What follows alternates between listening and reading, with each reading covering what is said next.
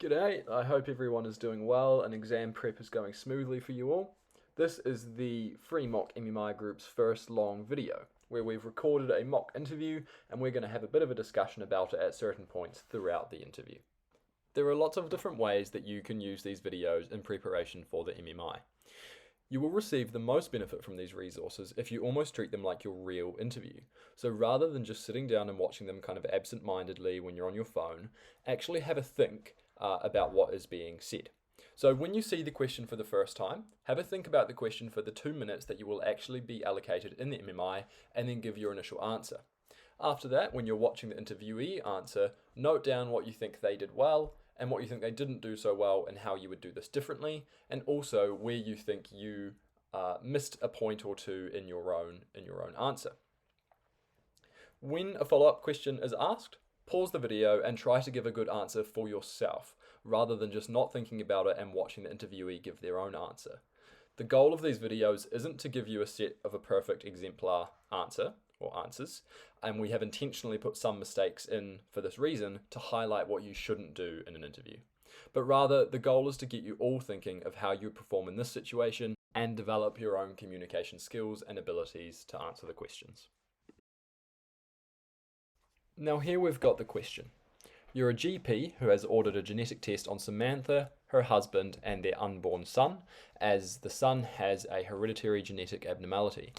You find that neither Samantha nor her husband have this genetic abnormality, suggesting her husband is not the father. You suspect neither of them are aware, so how do you handle this? Now, as we recommended before, at this point I would suggest pausing this video and timing approximately 2 minutes. Have a think of how you're going to approach this answer, think about what your key points are going to be, and the general kind of arguments. You don't necessarily want to spend the full 2 minutes planning exactly what you're going to say, but rather consider kind of the key points, the key arguments, and consider your own perspective on the issue as well. Oh, hi there. My name's Jordan. I'll be running your interview for this station. How are you? Oh, good, good. Thanks, Jordan. Good, sweet. So I'll just ask and make sure that you understand the question and you're not confused about it in any way. No, I'm good to go. So here we've got the first of a few important points to make. At the start of the interview, you should be asked, do you understand the question?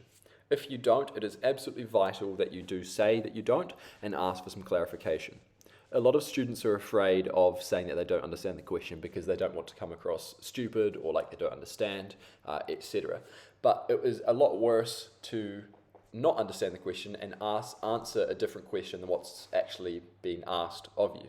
And so make sure you're asking for clarification if you don't understand anything, and the same goes for follow-up questions. Sometimes your follow-up questions can be quite complex and difficult to understand, so make sure that if the interviewer asks something that you don't understand, you just ask them to elaborate and explain what they mean in a bit more detail. Cool, ready when you are. Sweet. So I've had a good look at the situation, and I'd just like to acknowledge that obviously it's a really complex situation for all the parties involved. And it's really important that I, as a healthcare professional, approach it in a calculated manner so as to not have any significant impacts on their relationship and also on the mental health of the parties involved. So the way I would approach the situation is firstly respecting the notion of confidentiality, which is obviously the cornerstone of medicine, and secondly also with effective communication. So elaborating on my first point, I believe confidentiality is important in every like medical professional and a patient relationship, since medical histories and things like test results are really sensitive issues. And that is something we as clinicians should only share with the person concerned and with their consent. This is a good point for me to jump in. Sargon has just said that patient confidentiality cannot be broken without patient consent. However, there is one or two caveats to this. Pause the video here and think about what they could be when patient confidentiality can be, and in fact has to be, broken. As this text says here, patient confidentiality can only be broken when the patient is at risk of harming themselves or other people. And in fact, according to medical code, we as medical professionals are actually required to do so by law.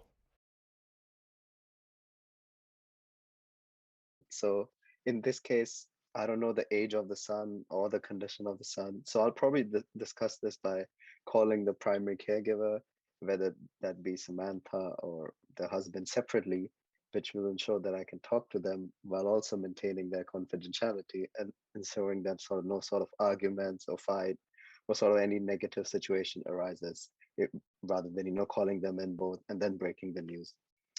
And if the primary caregiver is okay with me to inform the other parent, then I would do that since consent is given. And secondly, talking about effective communication.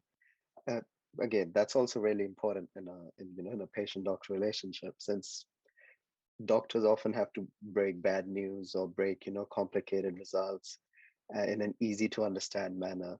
So yeah, so I'll firstly approach this with sort of like a calm and collected manner, like the findings of the test results, and also explaining them the further, the risk of further pregnancies having this like X-linked defect. Um, and I would also like to acknowledge that this may come as like sort of a shocking news to the to Samantha and the caregiver, and therefore um, I would ensure that I give both the parents their space and ensure that I'm there throughout this whole process to support them, both with the medical side, but also in terms of, making sure that the psychological impacts aren't too bad. So yeah.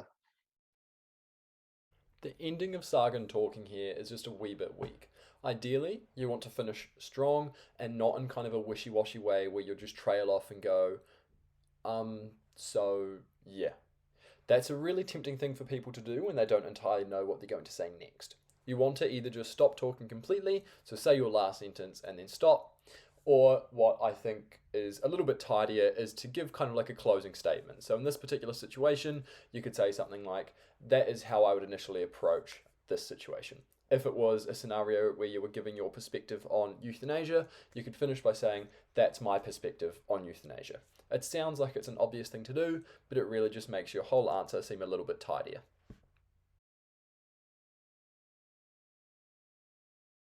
Thank you, Sagan.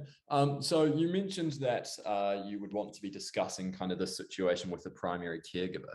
Now, if the situation is, if it does turn out that the mother has had an affair or something with another man, she obviously knows that there is a chance that this has happened. So do you think it would be better contacting the mother first in this situation? Or do you still kind of think that contacting whoever the primary caregiver is the best course of action?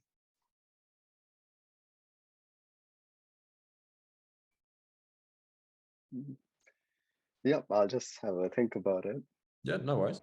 This is a perfect response when you're asked a question that's really tricky and you've got no idea how to answer that. You don't want to just launch into an answer straight away and start stuttering and kind of trying to figure out what you're saying as you're saying it. You can say, oh, that's a really good question. I'll just take a second to think about it, or something to that similar effect.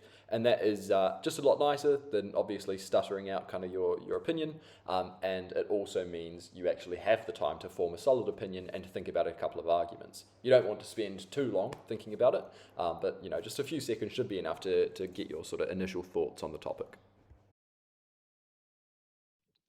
Yeah, so again, obviously this is a really sort of complicated situation, but in that situation, because I can acknowledge that obviously Samantha would have her own personal life, and she wouldn't want to, tell that to the potential father of the child. So I guess in that case, yeah, I think I would call Samantha and sort of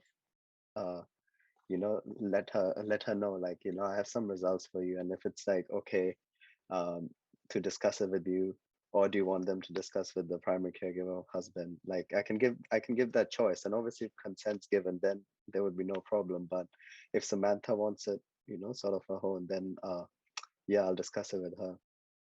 Yeah, thanks for that, Sagan. Another follow-up question from that, Sagan. Let's say in a hypothetical situation, you've spoken to the mother, Samantha, and she doesn't want to tell either her husband or the actual father of the child. How would you deal with this situation?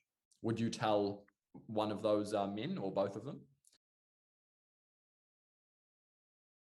um I guess, um again, this is something I don't know much knowledge about how it's sort of played out in the medical setting. From my limited knowledge, I'll just personally, I all I know is that you shouldn't break confidentiality unless someone is at risk of their own life or someone's risking other people's life. So in this case, I would tend to go with not informing her husband or the other male. But in saying that, um, I would also sort of approach my seniors in the way I handle the situation, and have them guide me clearly because I won't be that experienced in it. And so yeah, I would just seek help with my seniors. But ultimately, with the limited knowledge I have right now, I would put for sure is maybe not telling the husband or the other males based on Samantha obviously not giving me consent. Yeah, and just maintaining that confidentiality. Totally. Thanks, Sagan. So going back to kind of one of your earlier points, you discussed how it was important that how effective communication was important. Can you give me examples of how you effectively communicate?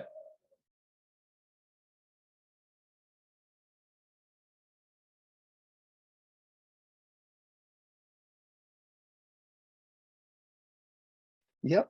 So first of all, uh, basically just with sort of any doctor-patient relationship, I'll make sure that it happens face to face, and then I make sure that um, I'll see Samantha down and just sort of explain the situation in layman terms, so not throwing medical jargon at her, and just sort of telling her how it is, and then giving her silence in order to and giving her space and silence in order to process that situation, um, rather than just bombarding her with more information. And then yeah, and then finally just be there for her in sort of any way, or any questions she has, and also ensuring that throughout this whole process, I as a as a medical professional will make sure that I'm there to support her any sort of needs she has throughout this process, whether that be psychological or also guiding her uh, to effective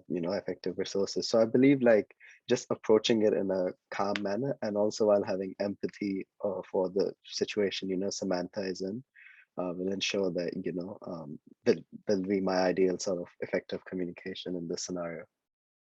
Thank you very much, Sagan. That is the end of our interview here. So yeah, thank you for your time and good luck for the rest of today. Cheers, Jordan. Thank you. That concludes the free Mock MMI's first long video on how to approach MMI style questions. Hopefully you found it useful. Keep an eye out for more resources that are coming out, and there will be more videos that are similar to this. So as an overall reflection, if you were following along and answering questions yourself, have a think, what did you do well, what do you think you could do better, and also reflect on Sagan's performance and what you think he could improve on, and also what he did well as well. A good way to practice is to do this sort of thing with your friends, and also record or video yourself as you're answering, so you can get some of that good feedback that you might miss when you're actually there in the moment. Thanks very much, and all the best for your preparation and upcoming exams.